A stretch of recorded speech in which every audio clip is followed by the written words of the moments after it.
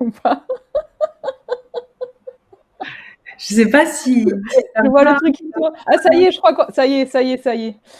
On est en diffusion. J'espère, dites-nous dans le chat parce que là, je crois qu'on est pas, pas de la crise de nerfs, mais je pense qu'on aura mérité l'apéro ce soir. Bonjour à toutes et tous. On est là, on y est arrivé. Nous sommes là pour je ne sais plus combien d'éditions, j'ai arrêté de compter, de notre café live. Et aujourd'hui, une fois n'est pas coutume, on a des galères de technique, mais voilà. Merci Sylvie. Si vous nous voyez, vous nous entendez, on est déjà pas mal. Donc c'est un bon début. Et avec Karine, aujourd'hui, on a le plaisir d'accueillir Delphine, qui va pas nous donner le mal de mer, mais qui va juste caler son téléphone pour qu'on puisse la voir. Donc on accueille Delphine Lopez. Je vais vous présenter Delphine dans quelques secondes, mais juste pour vous dire qu'aujourd'hui, on va parler du jeu pour animer des dynamiques collaboratives. On va creuser un petit peu plus tard, bien entendu. Et juste pour vous préciser aussi qu'aujourd'hui, une fois n'est pas coutume, nous n'avons pas avec nous notre comparse masculin, dessinateur en herbe, Eric, qui est dans un train, mais même quand il est dans un... Eric arrive à dessiner et nous envoyer des choses, donc on pourra vous partager également au gré de nos échanges quelques éléments d'information et de dessin, surtout par rapport à pouvoir dire. Je suis perturbée par, par toute l'agitation, mais on va y arriver. Je vois dans le chat que bonjour à toutes et tous, que vous nous voyez, que vous nous entendez, donc super, merci. Le chat, il sert aussi à poser des questions, à partager vos réactions, à partager aussi des retours d'expérience, etc., etc. Et puis, on va y aller. Est-ce que c'est bon pour toi, Delphine? Entre le téléphone et l'ordinateur, ça va aller. Ça va bien se passer. Et tant qu'on a du son et tant qu'on a de l'image, on est déjà pas mal. Hein. Ouais. Alors, si c'est bon pour toi, je vois que l'image est stabilisée. On va rentrer du coup dans le vif du sujet. Je vais commencer par te présenter et puis bien entendu, on pourra te poser quelques questions pour voilà, pour peut-être en savoir plus si tu veux bien y répondre. Donc tu as créé IDD il y a une petite dizaine d'années maintenant. IDD est un cabinet de conseil spécialisé dans les transitions écologiques, sociales, sociétales, donc tout ce qui est lié à la RSE, que tu animes maintenant avec Sophie Poiry, que nous avons reçue il y a déjà quelques temps par rapport à la démarche appréciative. Donc voilà, vous êtes toutes les deux au sein de IDD. Pour vous, comme tu dis, le cœur est RSE et nos deux jambes, c'est l'intelligence collective. Donc le but, c'est d'embarquer les gens en fait pour s'aimer, comme nous aussi, avec plein de méthodologies liées à l'intelligence collective pour essaimer ces bons sujets que sont la RSE, l'accompagnement au changement. Tu es, entre autres, donc tu utilises effectivement plein de méthodes par rapport à l'intelligence collective, mais aujourd'hui, on s'était dit que c'était sympa de faire un focus sur le jeu, puisque je sais que c'est quelque chose que tu utilises très régulièrement, pour pas dire très souvent, et que, entre autres, tu es, alors je sais pas si on dit consultante certifiée, mais bon, tu es certifiée sur la méthode Lego Serious Play. C'est ça. Sur un CV, ça en jette. Hein, il y a écrit certifié Lego Serious Play. Donc voilà. Est-ce que déjà tu peux nous expliquer en quelques mots ce que c'est que la méthode Lego Serious Play? Alors, comme son nom l'indique, c'est à partir de Lego. Et c'est une méthode qui a été développée par Lego. D'ailleurs, c'est une méthode qui a été développée au niveau du bureau d'études des ingénieurs de Lego, qui ont mis 6 ans à mettre au point la méthode là, et elle a été, on va dire, diffusée en externe à partir de 2001. Donc ça a maintenant une petite vingtaine d'années, la méthode de Lego Serious Play. Et elle sert en fait à, j'allais presque dire, résoudre des problèmes complexes. C'est un peu ça. On peut s'en servir de plein de façons différentes.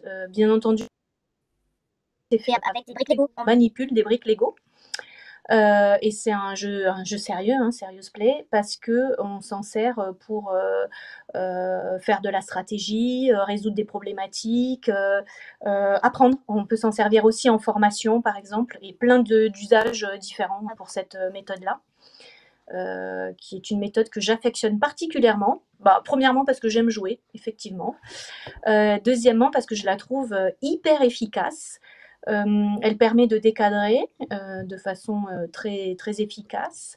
Elle permet aussi de gommer tout type de leadership, et ça j'aime beaucoup, parce que quand on est en intelligence collective et quand on a un groupe, on a toujours au sein du groupe des leaders nés, on va dire, et des qui ont tendance à se mettre, à se cacher derrière les leaders nés et à aller, on va dire, plébisciter les solutions qui sont proposées par d'autres, etc. Mais là, on est vraiment dans la co-construction parce qu'on part de construction individuelle. Hein. Chacun construit des Lego avec des briques Lego et on assemble en fait les idées de chacun. Donc à la fin, on a une espèce de paysage de construction en fait qui est vraiment le fruit d'un travail collectif où chacun a apporté, j'allais dire, sa pierre à l'édifice, quoi. Sa brique à l'édifice. Pour le coup, ouais, c'est ça, c'est la brique à l'édifice. On avait un petit dessin d'Eric. Alors, on va prendre le risque de savoir si ça fonctionne ou pas dans le partage. Ouais. On est quand même très joueuse, je me dis, parce qu'on aime le risque. Parce que maintenant que tout fonctionne, on va faire le test. C'est ça. Ouais, moi, je ne me risque pas, hein, parce que je ne vous connais pas, en fait, hein, de mon côté. Je vous écoute avec attention, mais ça ira pas plus loin pour moi. Je vais activer ma caméra, je pense, bientôt. Alors là, on nous voit, nous. Attends. Pour tout vous raconter, Eric est dans un train, comme je vous ai dit, voilà. Et il est quand même là, il s'est dit, le jeu, je peux pas passer à côté. Donc, il nous a quand même préparé des petits dessins en lui racontant un petit peu ce dont on avait parlé aujourd'hui. Donc là, on a le petit coucou d'Eric. Merci Eric d'être là, même si t'es pas là. Ça, c'était le premier dessin qu'on voulait partager avec vous, qui nous a préparé. Et il y en a un deuxième, si je me trompe pas, où il te salue, Delphine, et il nous dit, il te demande si tu es joueuse. Est-ce que ça va marcher ou pas? J'ai l'impression que Delphine a été figée. On va jouer, mais pas trop, je crois, sinon on va perdre tout le monde. Ah voilà, super. Est-ce que vous êtes joueuse? Alors oui, tu l'as dit un peu, hein. Non, mais moi j'ai... Moi, j'aurais bien une question, Delphine, pour rebondir sur le dessin de Eric. Arrêtez le partage, ouais. Est-ce qu'il existe des gens qui sont pas joués? Est-ce que tu as déjà rencontré des gens, des équipes qui refusaient de jouer avec toi au Lego?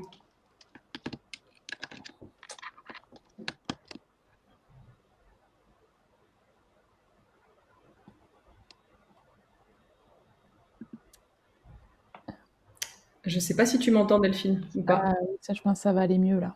Ouais. Est-ce que je vous ai récupéré? Oui. Et je vous ai récupéré, mais je ne vous entends pas. Moi, ça, c'est pas drôle. Ah, tu ne nous entends plus? Je vous vois me dire oui.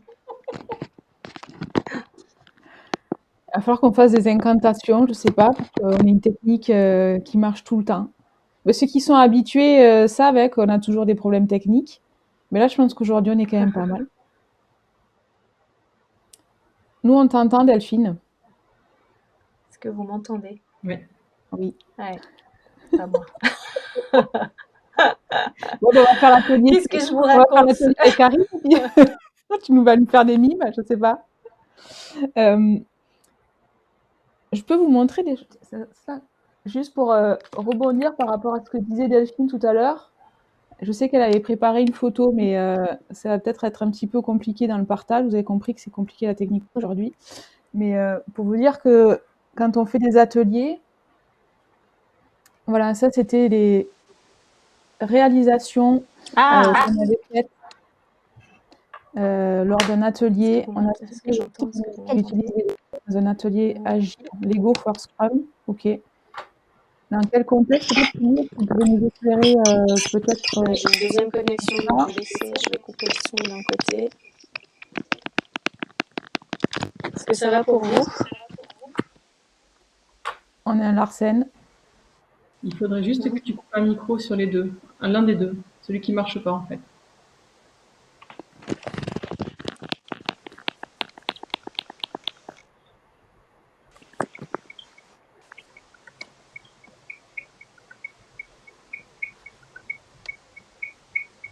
Un petit Larsen peut-être?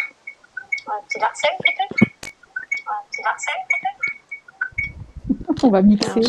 Je coupe là. Ouais.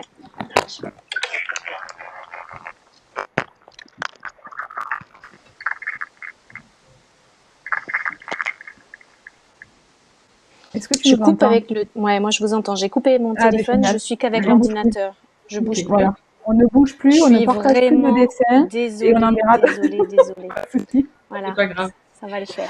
On ne bouge plus, Donc- on ne partage plus de dessin, on imaginera. Ouais, c'est ça. J'ai vu que tu avais montré des petits Lego, Solène.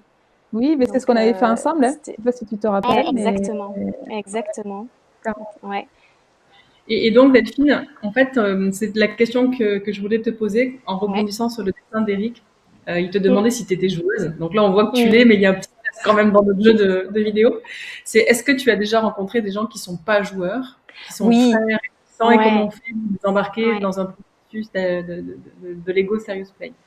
En fait, j'ai rencontré des gens qui n'étaient pas joueurs. J'ai rencontré des gens qui m'ont dit mais moi j'ai jamais joué au Lego quand j'étais petit, tout ça. Et en fait, c'est tellement instinctif que les gens, au fur et à mesure, ils lâchent prise. Et on y va petit à petit. Hein. C'est-à-dire qu'on ne va pas demander aux gens d'un coup d'un seul, maintenant vous allez me représenter la stratégie de votre entreprise en Lego. C'est une méthode qui est une méthode apprenante et elle a besoin d'un petit peu de temps quand même pour s'installer. Donc j'ai envie de dire que si c'est pour faire un atelier de 1 heure ou de 2 heures, faut pas prendre la méthode pour avoir des résultats waouh quoi, parce que c'est un peu long et il y a au moins une demi-heure, 1 heure où on fait faire des petits exercices aux gens pour qu'ils se sentent à l'aise et pour qu'ils aient ce lâcher prise. Parce que l'intérêt de la méthode, c'est de travailler avec ses mains et pas de travailler avec son cerveau justement. Et donc, petit à petit, les gens, ils lâchent prise justement sur le cerveau et ils laissent faire les mains. Et c'est là où on va avoir des choses nouvelles, de l'innovation, beaucoup d'innovation, beaucoup de choses qui apparaissent de façon plus claire, etc. Parce que c'est les neurosciences qui le disent en fait, mais on a des nouvelles connexions neuronales qui se passent entre les mains et le cerveau en fait. On bascule en mode adaptatif, on n'est plus sur notre circuit automatique là. Et puis parce qu'on a beaucoup moins l'habitude en fait de travailler avec nos mains dans nos métiers, on va dire, quand on accompagne des groupes, etc. On travaille toujours avec le cerveau dans un premier temps, pas souvent. Et les Lego permettent effectivement de travailler à partir des mains, de laisser faire. C'est une méthode où on stresse un petit peu les gens aussi parce qu'ils ont très peu de temps pour construire et c'est fait exprès parce que au bout d'un moment c'est le cerveau qui reprend le contrôle. Et nous, on veut pas que ça soit le cerveau qui prenne le contrôle, on veut laisser faire les mains. Et ensuite, le cerveau vient en deuxième effet qui se coule pour raconter ce que les mains ont voulu construire. Et donc, on a ce que vous connaissez sans doute tous plutôt bien, on a aussi les effets storytelling. On est vraiment dans l'approche narrative et on va aller raconter ce que les mains ont construit, ce que la construction veut dire. Et c'est intéressant parce que moi j'ai été témoin quand même de choses où les gens me disent je sais pas pourquoi j'ai construit ça, et en forçant les gens à dire c'est pas grave, tu sais pas, mais raconte-nous qu'est-ce que tes mains auraient pu vouloir dire. Et du coup les gens disent des trucs et ils se disent waouh, ah ouais, j'ai sans doute pensé à ça, mais dans une première intention c'était pas verbalisé en tout cas, pas formalisé. Et ça, c'est assez impressionnant et intéressant à voir aussi comme effet, en fait. D'accord. Tu parlais de stratégie d'entreprise au tout début. On a Sylvie qui nous dit que c'est hyper intéressant aussi pour créer de la cohésion d'équipe dans des projets agiles. Par exemple, on nous parle de Lego for Scrum. Jean-Dimitri qui nous dit il y a aussi le 1, 2, 3 skills pour embarquer les participants. Et effectivement, il nous dit le temps est la principale difficulté de mise en œuvre, mais c'est une méthode ultra puissante. Est-ce que tu peux nous dire aussi, est-ce qu'il y a d'autres exemples ou des retours d'expérience que tu peux nous faire aussi par rapport à des bénéfices, qu'est-ce que ça peut apporter?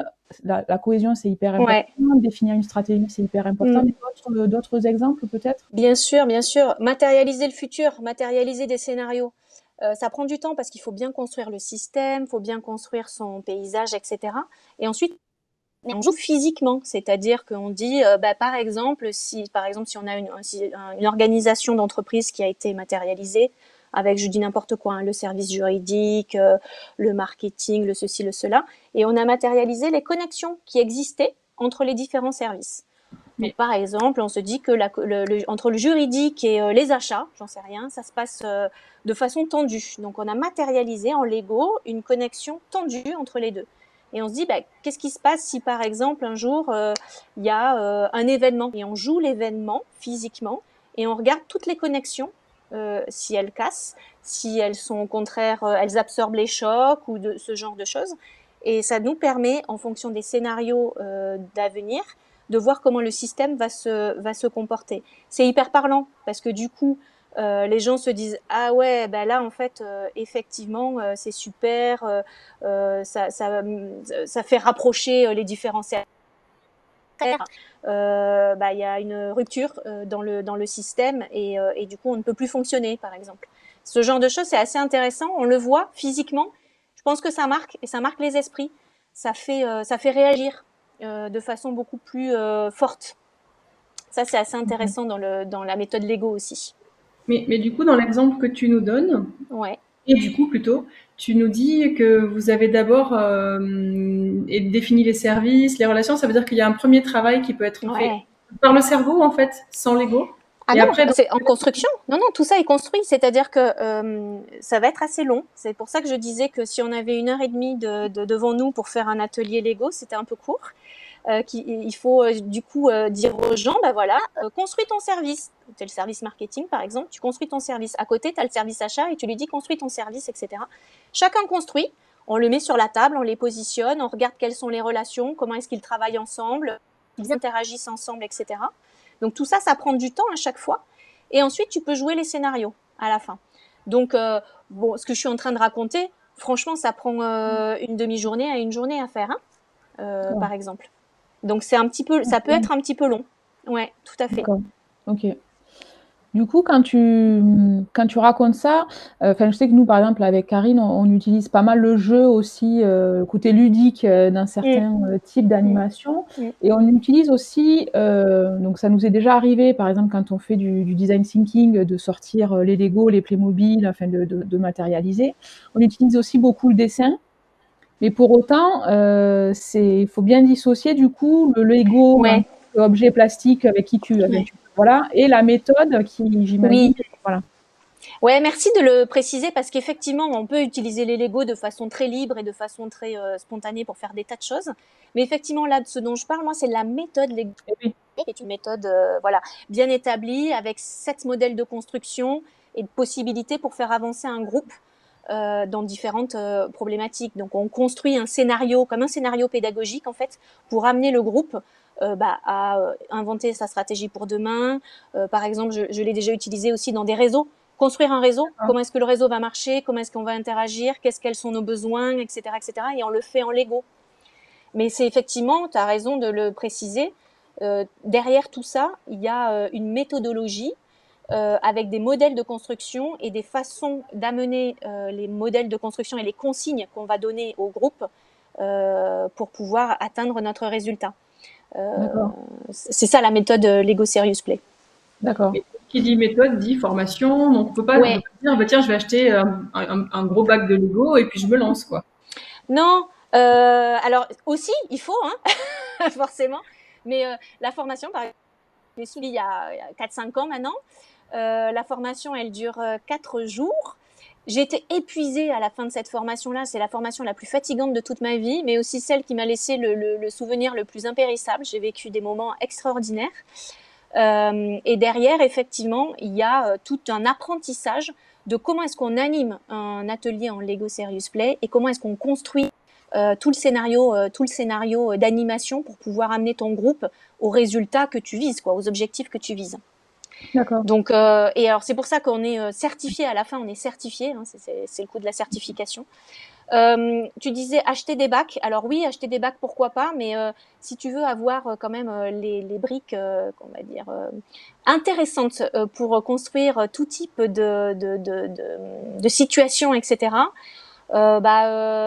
En fait, ils ont construit des kits spécifiques. Donc, ça aide bien quand même. Donc, il y a un investissement en termes de maths, ça c'est clair. Pour avoir les briques spécifiques, etc. Et tout ce qui va bien pour pouvoir utiliser la méthode Lego Serious Play. Pas que les petites briques carrées, etc. quoi. Ouais, ok. Et justement, j'allais te poser la question que Valérie te pose aussi. Quand tu fais des ateliers, est-ce que c'est, Ouais. je sais pas, est-ce que c'est 8? Est-ce que si tu as 300, tu peux faire un atelier géant Lego à 300 Ouais. pendant 3 jours, je sais pas. Est-ce que c'est possible? Alors, un animateur pour un groupe qui travaille, 10, 12 personnes, c'est bien. Au-delà, c'est compliqué, c'est hyper long et chronophage parce que comme je disais qu'on était sur le storytelling, on fait parler tout le monde de sa construction. Donc imagine le tour de table à 20, 30, 50 personnes, on n'en finit plus quoi. Donc ça va pas. Par contre, il y a des choses, des petites choses qu'on peut faire, notamment en cohésion, etc. et que j'ai déjà fait à des nombres beaucoup plus grands. Mais tu redivises en sous-groupes, tu donnes des consignes de façon large ou tu pilotes un groupe. Par contre, les groupes fonctionnent de façon un peu plus autonome pour se raconter leur construction, etc., etc. Tu peux pas être sur tous les groupes, quoi. Oui, d'accord. Ok. Et combien de temps il te faut pour faire un atelier de cohésion d'équipe? Si on part sur l'équipe de Gimbo, par exemple. Ouais, pour un atelier de cohésion, moi j'aime bien faire le 1, 2, 3 dont on parlait tout à l'heure, là, qui est un exercice sympa en cohésion et tout ça. Une demi-heure, 1 heure. Ah oui, quand même. Donc ça peut être quand même sur un temps court. Oui, sur un temps court pour faire des petites cohésions, pour tu vois, j'en sais rien. J'ai déjà fait pas mal de choses comme ça sur de la cohésion entre managers. C'est quoi le manager idéal pour moi ou ce genre de choses. Voilà. Okay. Bon, et puis on fait des petites constructions comme ça. Chacun parle. On construit même le paysage de l'équipe managériale idéale. Enfin, voilà, des petites choses comme ça en 1 heure, ça peut se faire. Après, quand on parle de résoudre une problématique, etc., là c'est beaucoup plus long en fait. Oui, il faut aller. Ok, d'accord. Ouais. Et moi, j'avais une question sur l'enthousiasme, parce que quand on lance des jeux, on en a eu un hier, justement. C'est aussi, tout à l'heure, je te posais la question sur les personnalités un peu difficiles, tu vois, réticentes, mais il y a aussi les autres qui sont trop à fond, en fait. C'est la posture du facilitateur, hein. On l'a tous et on l'a dans tous les jeux, etc., et dans le Lego comme dans d'autres. Après, comme je le disais tout à l'heure, comme on est vraiment sur de l'individuel, enfin on part de l'individu pour aller sur du collectif, le jeu de régulation est important pour pas que justement que ce leadership là il vienne entacher le résultat du collectif. Mais comme dans toute autre méthode, hein, et l'enthousiasme, il est communicatif, donc j'ai presque envie de dire, celui qui aime jouer et tout ça, il va passer cette envie de jouer aux autres. Et puis nous, en tant que facilitateurs, c'est notre rôle de réguler le groupe, quoi. Carrément. Okay. Dans la conversation, il y a une question sur le 1, 2, 3. Est-ce que vous pouvez, toi ou... Ah, pardon, ouais. Toi, ce sera peut-être plus pratique à l'oral. Qu'est-ce que c'est que le 1, 2, 3? Mais oui. 1, 2, 3 soleil. 1, 2, 3 soleil, exactement. En fait, c'est un exercice qui est décomposé en 3 temps, où on va, comment dire, un peu crescendo dans la difficulté. Donc, on va déjà commencer à dire aux gens, ben voilà, tu vas... faire une première construction, et en général la première construction, bon moi j'utilise le truc un peu très Lego Serious Play comme je l'ai appris, qui est de dire bah tiens, construis ta tour idéale. Donc on a des espèces de mini sachets, donc ça c'est des tout petits sachets qui sont faits aussi des kits de découverte en fait, d'exploration, tout petits sachets, et on va demander aux gens de construire un premier truc. Au moins ils délient leurs mains en fait. Puis on va leur dire, pour pas trop perdre de temps, etc., bah, dis-nous un mot sur ta construction. Ok. Deuxième temps, tu vas leur dire, bon, bah, maintenant, tu vas prendre un modèle. Et là, on leur donne des modèles. Et on dit, tu construis le modèle à l'identique. Donc là, difficulté, il faut qu'ils apprennent à un petit peu mieux manier les briques, etc., etc. Et puis, une fois qu'ils ont réussi ça, eh ben, on va aller leur dire, bah, maintenant, tu vas transformer ton modèle en... J'en sais rien, par exemple, tu peux très bien dire ton moyen de locomotion idéal. Et donc, on va décider, je sais pas, ça va être un vélo volant, ça va être je sais pas quoi. Enfin, ils vont faire un truc. Ah non, j'ai oublié une étape. L'étape, c'est tu modifies à peine ton petit modèle et tu vas nous raconter ce que ça veut dire, par exemple. Donc là, on fait la première métaphore. Parce que comme on est dans la métaphore, comme on est dans le storytelling, on apprend aux gens à construire et à raconter ce qu'ils ont construit. Et après, ils vont construire eux-mêmes leur métaphore from scratch, de rien, sans modèle, sans rien. juste avec ce qui leur est mis à disposition et ils vont apprendre à construire et à raconter. Ça, c'est ce qu'on appelle le 1, 2, 3. C'est pour bien manier, s'approprier un peu la méthode, lâcher prise, apprendre aussi à lâcher prise. Ouais. Tout ça, je disais un peu, tout ça est minuté, parce qu'on les minute dans le temps exprès volontairement pour pas que le cerveau prenne le dessus, en tout cas pas dans un premier temps. Et c'est aussi pour faire confiance à la méthode, pour comprendre et pour pouvoir rentrer dans des sujets qui sont un peu plus touchants professionnellement, parce qu'au début on fait des choses qui n'ont pas d'enjeu professionnel, pas de pour pouvoir mettre tout le monde plus à l'aise, on va dire. Okay. C'est ça le 1, 2, 3. Et c'est un super, par contre, super outil, oui, de cohésion, d'inclusion. Moi, je l'utilise des fois en inclusion aussi, en début de séminaire, en début de formation, ou ce genre de choses. Ok. Et quand tu as la question que je me pose quand je t'écoute, c'est que quand tu as un client ou une équipe qui te dit on a tel sujet à travailler, une stratégie par exemple à formaliser ou à définir pour déployer, ou faut qu'on travaille la cohésion d'équipe, c'est les deux sujets là qui reviennent le plus. Qu'est-ce qui fait que tu te dis là je vais plutôt le tenter avec Lego Serious Play ou pas? Qu'est-ce qui fait que ça peut avoir apporter une vraie différence ou pas? Pour moi, c'est la complexité. C'est-à-dire que je sais qu'un sujet complexe, ça va vraiment m'apporter quelque chose de différent par rapport à tout plein d'autres méthodes qu'on peut avoir. Oui. Donc voilà, ça c'est la première chose que je me dis, là on va avoir la vraie valeur ajoutée de Lego Serious Play. Par exemple, moi il y a une fois où on avait à traiter des sujets, l'éthique.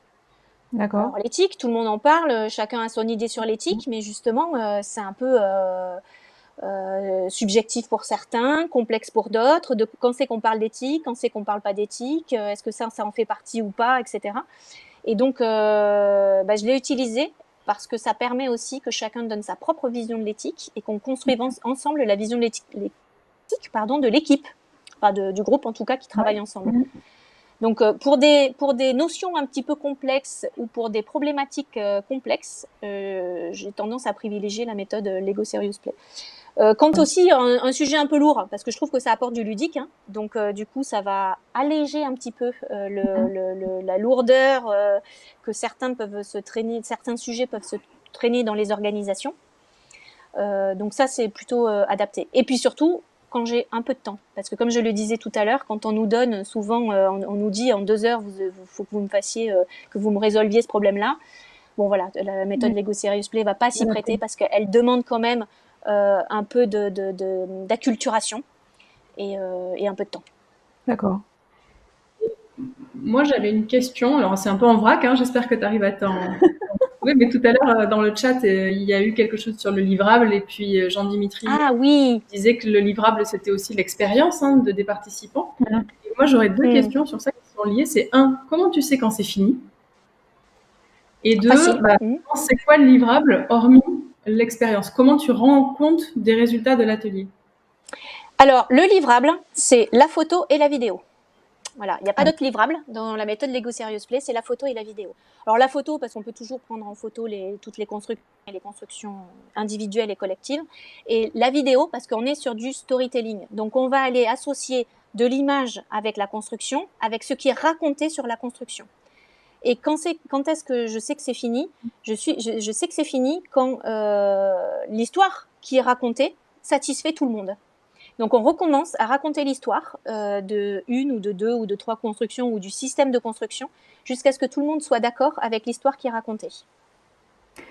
Mais du coup, dans ce que tu dis, alors moi c'est ce que j'avais vécu, mais je ne sais pas si c'est tout le temps comme ça, je l'ai vécu qu'une fois, chacun fait sa construction et va raconter sa propre création à l'autre groupe.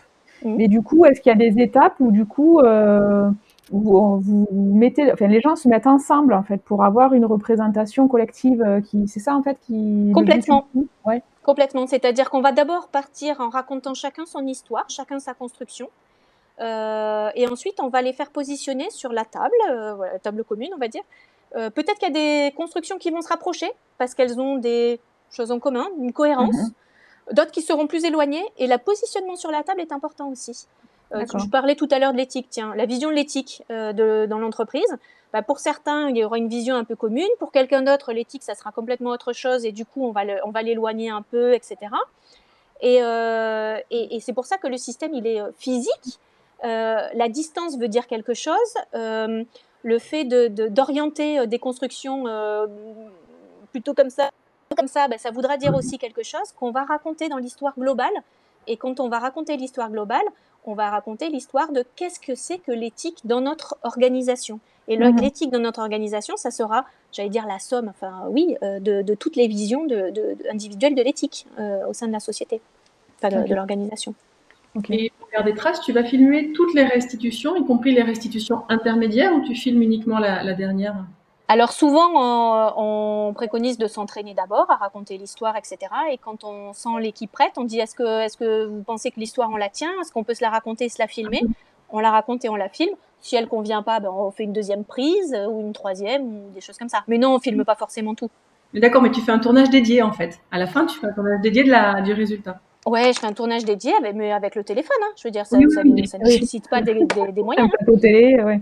Et en sortie de l'atelier, on a les livrables. Et il est diffusable tel quel. Après 2-3 montages, s'il y a besoin de faire 2-3 montages, mais pas grand-chose. Et moi, ce que je trouve extraordinaire, c'est la mémorisation qu'on a avec cette méthode-là. C'est-à-dire que mes premiers ateliers, je les ai faits il y a 5 ans. Si je regarde la photo la photo, alors on avait travaillé à cette époque-là, mon premier atelier, c'était sur la corruption. Et je suis encore capable de raconter les histoires individuelles de chacune des constructions et l'histoire collective. C'était il y a 5 ans. Hein. Donc bon, d'accord, c'était mon premier, alors peut-être ça marque et tout ça, mais globalement, il y a un truc de la mémorisation qui est extraordinaire. Et donc, c'est ça aussi quand j'ai vu là sur le chat, on parlait d'expérience et tout. Oui, c'est une expérience qui marque. Et en termes justement d'embarquer les gens, et ils ressortent, ils sont embarqués. Ils ont construit et ils ont livré un petit peu d'eux-mêmes dans cette co-construction, etc. Et ils se sont totalement appropriés parce qu'on a raconté en long, en large, en travers l'histoire. Donc, c'est vraiment marquant, quoi. On a le son et l'image, et on l'a dans le cœur, quoi. On a tout, quoi. Ok. On a Tao, si je ne me trompe pas, qui nous dit « Je suis très terre-à-terre, j'ai du mal à transposer une réalisation Lego sur une problématique de stratégie ou de terrain. » On a Valérie qui nous dit « Je suis comme vous », ça rejoint ce que tu disais au début, hein, ceux qui sont trop connectés, entre guillemets, au cerveau, qui ont du mal à lâcher par rapport à ce que peuvent faire les mains. Comment tu appréhendes ça ? Moi, je sais que c'est une difficulté de certains et un frein, on va dire, pour aborder la méthode. Mais même quand moi je présente ça à mon commanditaire, il me dit, certains me disent, oh, les Lego pour faire ça, attention, etc. Voilà, je vois pas, enfin ça va être trop ludique, ça va pas être dans le concret, etc., etc. Mais la métaphore et la construction et la métaphore est formidable. On n'est pas en train on est dans la symbolique, hein. C'est-à-dire que si je veux symboliser une nouvelle offre, etc., je vais pas faire une maquette de l'offre. Je vais aller faire une construction à partir de laquelle je pourrais raconter mon offre, en fait. Donc, on est vraiment dans la métaphore et on n'est pas dans le figuratif, dans le représentatif exact, etc. Et en fait, quand je t'entends, j'ai l'impression qu'on est plus dans la pratique narrative que dans le jeu, en fait, parce qu'il n'y a pas de règles, il n'y a pas de mise en compétition, il n'y a pas d'objectif. Il y a vraiment la métaphore dont tu parles et la narration. Est-ce que du coup, on pourrait présenter ça justement pour le vendre un peu mieux aux commanditaires, en disant justement, on n'est pas dans le jeu, c'est un support, mais on est dans la pratique narrative. Mais complètement, on est complètement dans la pratique narrative. Et je dirais aussi, pour ceux qui connaissent, on est aussi beaucoup dans la démarche appréciative. Parce que dans les consignes que l'on donne, et ça c'est la posture du facilitateur aussi qui le fait, c'est qu'on n'est que sur du positif, on est toujours sur du positif et sur de l'appréciatif et du constructif. On n'est pas du tout dans je représente la difficulté, ce qui marche pas, etc. etc. Ok. Donc on a un mix aussi, on a des croisements, c'est pas des mix, pardon. On a des croisements de ces méthodes-là qui sont cohérentes aussi et qui peuvent sans doute être utilisées de façon croisée avec d'autres méthodes. Mais on s'appuie complètement sur les pratiques narratives. Alors, on a plusieurs questions, remarques dans le chat, dans le désordre. Sabine qui nous demande avec quel organisme as-tu réalisé cette formation ? Il y en a qu'un, c'est les Master of Trainers, qui sont. Il y a une association qui est internationale, hein, qui a été lancée bien entendu par Lego à la base, mais cette méthode a été décrochée de Lego pour créer l'association qui diffuse maintenant à travers tout le monde. Et il y a un seul prestataire en France qui forme à la méthode Lego Serious Play. Ok. Alors, on a Jean-Dimitri qui nous disait on filme que les mains et les constructions. Ça fait écho avec voilà, la question de Marie-Laurence. Les participants sont-ils toujours OK pour être filmés? Et on ne filme pas les participants. Ça ne nous intéresse pas, les participants. Nous, ce qui nous intéresse, effectivement, ce sont les constructions et ce qui se dit par-dessus les constructions. OK. Marie-Laurence qui nous demande aussi, cette méthode est ludique et concrète, peut-elle amener des émotions chez les participants? Et dans ce cas, comment l'animateur ou le facilitateur va-t-il gérer cette situation dans un contexte de jeu? Alors, on est dans un contexte de jeu, mais on est dans, enfin, ils comprennent très très vite que c'est un jeu sérieux en fait. C'est-à-dire qu'on c'est ludique, c'est agréable. Effectivement, on a des émotions et c'est bien ce qui fait aussi la force de la méthode. Par contre, assez vite, on a aussi, on pose un cadre et des règles de sécurité, hein, comme on le fait dans toute autre méthode d'intelligence collective, pour pouvoir libérer la parole et que chacun puisse s'exprimer comme il le souhaite, quand il le souhaite, etc. Moi, ça m'est arrivé de le voir aussi, effectivement. Je vous ai raconté tout à l'heure qu'il y a des gens qui construisent des trucs et qui savent pas très bien pourquoi ils l'ont construit, et quand ils mettent les mots dessus, c'est là que les émotions arrivent. Et ben, comme dans une autre méthode, comme dans d'autres méthodes d'intelligence collective où parfois des émotions arrivent, on prend un temps. On est aussi attentif à chaque individu et on demande à tout le monde et au groupe d'être attentif à chaque individu. Donc c'est pour ça aussi que ça peut prendre du temps et que c'est pas on rigole de A à Z. Enfin, non pas qu'on n'a pas le droit de rigoler, mais c'est pas toujours on rigole de A à Z, on se tape dans le vide et voilà. Non, on bosse, hein. On bosse en atelier Lego Serious Play. Comme dans tous les jeux sérieux. Dans tous les serious games, on peut mettre du jeu, mais aboutir à un résultat, intéressant, quoi. Du coup, alors je continue les questions parce que j'en ai une autre qui me vient, mais Solena qui complétait, qui disait qu'en termes de jeu ne veut pas dire compétition, point, effectivement, ça, on est bien d'accord. Sabine qui te demande, est-ce que les petites entreprises sont sensibles à cette méthode ou est-ce surtout les grandes entreprises, entre parenthèses, au coût élevé de l'atelier? Alors, je relève le coût élevé de l'atelier. Effectivement, c'est un coût assez élevé. Pourquoi? Parce que les gens comprennent pas au départ. Hein. Mais premièrement, il y a un investissement en matériel. Deuxièmement, préparer un atelier Lego Serious Play, c'est long. D'accord. Tous les mots comptent. En fait, le facilitateur, il parle quasiment pas. Par contre, tous ces mots sont pesés, mesurés, etc., etc. Et tous les mots comptent. Toutes les consignes doivent être écrites de façon hyper précise pour avoir un résultat qui tienne la route, en fait, hein, et pas partir dans tous les sens, justement. Donc oui, c'est un petit peu élevé comme coût. Ça, c'est clair par rapport à d'autres, peut-être, méthodes. Est-ce que toutes les entreprises, moi j'ai fait avec des petites, j'ai fait avec des grandes, j'ai fait un peu avec tout, j'ai fait avec des associations, j'ai pas mal fait avec des associations aussi. Est-ce qu'ils y sont sensibles? Bon, bah il y a toujours la question du coût qui peut se poser, c'est une évidence. Hein, des organismes de formation aussi, non? J'ai fait avec des organismes de formation. Moi, j'aime beaucoup l'utiliser en apprentissage parce que je trouve qu'on apprend, enfin, ça grave en termes de ce qui reste après, les notions comme ça qui restent, c'est énorme et c'est chouette. Donc voilà, tout type d'entreprise, organisation, tout type. Il y a une question sur l'adaptation potentielle que je trouve absolument super intéressante. Est-ce qu'on peut faire ça? Parce que du coup, c'est pas les mains, hein, c'est... Alors, c'est assez marrant parce que moi, je sais pas faire. Je serais fan de pouvoir faire et j'ai rencontré une fois, j'ai présenté ça à la fédération des professionnels de l'accompagnement et je les ai fait jouer en fait. Hein, c'était un atelier pas virtuel, un atelier en présentiel. Et il y a un gars qui est venu me voir, il me dit ça me donne trop envie de l'adapter en format distanciel. Je sais pas ce qui se passe. Moi, je suis pas au courant est-ce que certains ont tenté des choses comme ça ou pas. Ça serait génial, mais j'ai pas de réponse là-dessus. D'accord. Ok. Alors Sabine nous demande coût élevé, c'est-à-dire du coup, voilà, enfin une fourchette, mais j'imagine que là c'est compliqué, ça dépend de la durée. C'est compliqué en fait. Ouais, exactement, parce que pour tout vous dire, un atelier Lego Serious Play, alors moi j'en propose jamais de moins d'une demi-journée. Pour moi, c'est vraiment le truc minimum du minimum. Bon, à moins de faire le petit exercice qu'on a dit de cohésion, de choses comme ça, mais à la limite, c'est dans un tout, hein, voilà. Et si on fait vraiment que du Lego Serious Play, on peut refaire la stratégie d'une boîte du CAC 40 en 3 jours avec les membres du COMEX. Hein, donc voilà. 3 jours, c'est épuisant. vraiment. Mais on peut aller très très loin. On peut tout refaire, on peut tout réorganiser l'entreprise, etc. Ok. en 3 jours avec la méthode. Et ça va pas être effectivement, ça va Oui, pas ça être les dépend. mêmes tarifs. Ok, très bien. Je peux Super. pas donner de tarifs, j'en ai pas. Je Ouais, dirais que c'est compliqué, enfin, c'est un peu, ouais. c'est toujours la question qu'on nous pose, mais il y a tellement de paramètres à prendre en jeu dans les. Il y a dans aussi les- le matériel. Moi, en général, moi, je prête le matériel. Les gens n'investissent pas dans le matériel.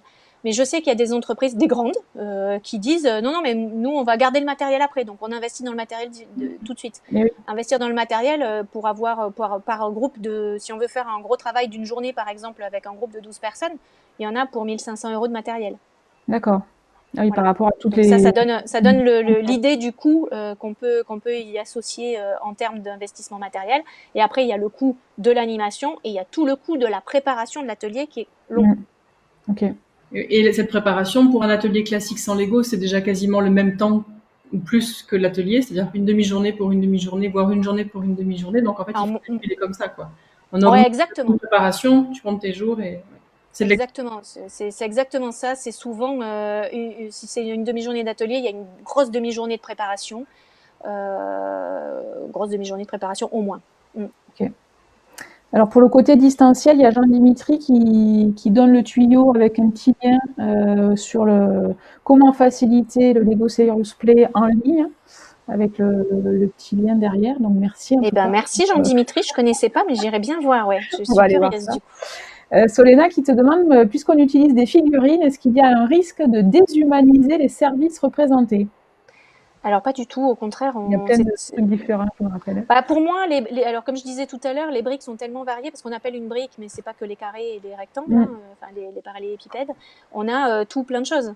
On a des personnages, on a des accessoires, on a tout plein de choses. Et comme on raconte l'histoire, en fait, on raconte l'histoire de gens, on raconte l'histoire de collaborateurs et collaboratrices, on raconte l'histoire d'une équipe, on raconte, voilà. Donc, c'est toujours la métaphore, quoi. C'est toujours la métaphore. Donc, au contraire, je trouve que c'est très humain et qu'on met beaucoup d'humain en fait dans ces ateliers-là. Il y a souvent aussi un sens du détail aussi, hein, quand on matérialise comme ça et qu'après on raconte. Ça nous a permis de penser à plein de petits détails et qui du coup humanisent encore plus ce qu'on raconte. Oui, et ça c'est le rôle du facilitateur, d'aller chercher les détails et d'aller faire raconter les détails justement. Carrément. Super. Si je comprends bien, le livrable est une idéalisation et non une maquette. Donc, quel est le bénéfice de l'entreprise qui vous sollicite pour résoudre sa problématique? Alors, c'est pas une idéalisation, hein. C'est une métaphore, et ça peut être une métaphore des solutions envisagées pour résoudre la problématique. J'ai déjà fait aussi, moi, des plans d'action. J'ai fait des plans d'action en Lego. Donc, on a des actions et on raconte les actions qu'on va mener pour atteindre notre objectif, par exemple. Okay. Donc, c'est pas une idéalisation, c'est on fait émerger des idées qu'on matérialise et qu'on construit et on les raconte. Ok. Ouais, la différence, en fait, c'est qu'on les fait pas émerger en réfléchissant, on les fait émerger en manipulant. C'est ça. Mais elles peuvent être aussi bien idéales si on est dans la vision que hyper concrètes si on est dans l'action, en fait. Ouais, complètement, tout à fait. Ça peut. Super. Est-ce qu'il y a d'autres questions? Je crois pas. Hein. Tu me dis, Karine, si j'ai raté quelque chose dans le chat, mais je ne crois pas. On va arriver à la fin parce que je vois que l'heure tourne. On pourrait en parler pendant longtemps. Merci beaucoup en tout cas, Delphine, d'être rendue avec plaisir, d'avoir partagé tout ça. Ça va nous donner envie de ressortir les Lego et de créer, même si on n'a pas la méthode, mais au moins se faire plaisir. Se faire plaisir en manipulant des Lego. Créer des métaphores, voilà. En brise-glace et en déclusion, c'est une super idée. Hein, c'est ce qu'on a dit tout à l'heure, parce que du coup, ça peut être simple. Et puis, on peut commencer du coup à sensibiliser aussi les gens, en fait, en l'utilisant sur des plus petits temps au début et à la fin, pour leur donner envie plus tard peut-être de faire un atelier entier, en fait. Clairement. Une dernière question, parce que c'est une question qu'on nous pose souvent, une remarque qu'on peut nous faire, pas souvent, mais régulièrement, quand on fait dessiner, où les gens nous disent on est infantilisé, ou est-ce que c'est pas infantilisant de nous faire dessiner quand on sort les feutres, les ciseaux, tout ça. Est-ce que ça t'est déjà arrivé que les gens aient cette remarque-là quand tu sors les Lego ou pas? Et comment tu... Alors, en première réflexion, En première réflexion, oui. Qu'est-ce que c'est que ce truc? C'est un truc de gosse, les Lego. Ouais. C'est pas pour nous. Après, nous, on leur explique qu'il y a tout un process. Et moi, je fais tout le discours en disant que ce sont des chercheurs qui ont bossé dessus, que ça sort des neurosciences, que c'est une méthode qui a 20 ans, qui est utilisée et dans quel cadre elle est utilisée. Qu'on utilise effectivement des briques Lego, mais qu'on va pas forcément jouer là. Ouais. On va faire un truc hyper sérieux et voilà l'objectif qu'on va atteindre. Faites-moi confiance. Il y a tout un process. J'ai mon process et je vais vous amener jusque là. D'accord. Et après, il faut l'expérimenter. Les gens qui sont le plus, on va dire, qui enfreignent par rapport à ça, moi, je leur fais faire un petit exercice d'une demi-heure, 1 heure avec eux pour montrer quels sont les potentiels et dire voilà, est-ce que ça vous convient ou est-ce que ça vous convient pas comme type de méthode. Carrément. Ok. Il faut la soutenir par de la science, en fait, des convictions scientifiques sur l'efficacité, quoi. Et ça repose vraiment sur de la science. Il y a des recherches et des travaux de recherche continus au niveau de l'association des Master of Trainers. Il y a plein de gens qui bossent dessus. Aujourd'hui, il y a beaucoup de choses qui sont éclairées par les neurosciences, qui montrent comment notre cerveau bascule en mode adaptatif en se servant des mains, et comment est-ce qu'on explore de nouvelles connexions neuronales pour aller chercher des choses qu'on n'a pas d'habitude par d'autres méthodes. Voilà. Alors, c'en est une parmi plein d'autres. Je suis sûre qu'il y a des choses aussi qui peuvent être très intéressantes avec des nouvelles connexions neuronales, mais celle-là, de la manipulation des Lego et du storytelling est vraiment éclairée par les sciences, quoi. Ok, super. Bon, génial. Merci beaucoup en tout cas. Peut-être qu'un jour on arrivera, je ne sais pas comment, à faire vivre un atelier découverte présentiel, hybride, distanciel, je ne sais pas. Mais pourquoi pas? Si tu veux passer, pourquoi pas? Je vais lancer une invitation. Pas avec la plateforme là. Non, on fera ça autrement. Mais si tu veux te lancer dans un test de Lego à distance, Delphine, on est volontaire. Je vais aller investiguer. Voilà. En tout cas, merci beaucoup, merci 1000 fois. Et puis voilà, écoute, on laissera ton lien aussi dans le replay, tout ça. Donc si les gens veulent revenir vers toi, ça sera bien sûr, avec plaisir.